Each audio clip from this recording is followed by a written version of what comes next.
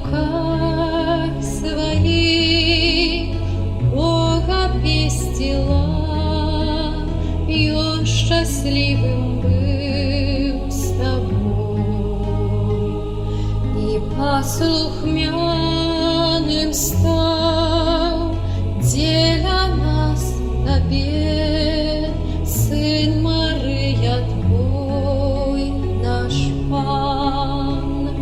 О, Панна Мати, Твоя душа была сапраўдным раем для Христа.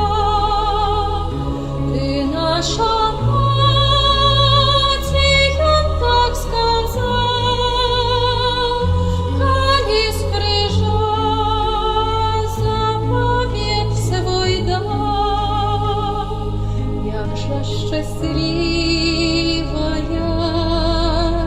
ты поміж жанчын, и счастливый он твой сын, и прославлять тебе будет наш народ, и хвалить имя Твое.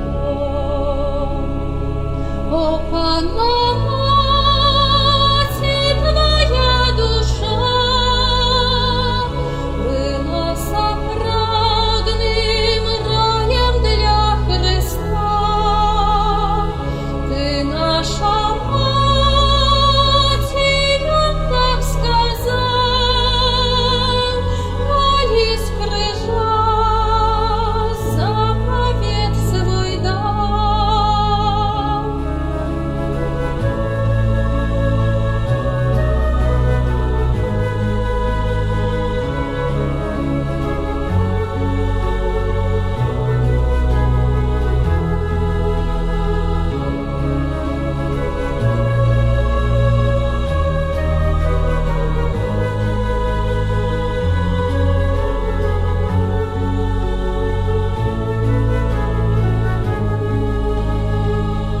Будь нам заступницей, ласки полная, Мати милосердности, как милость Божия по Твоей мольбе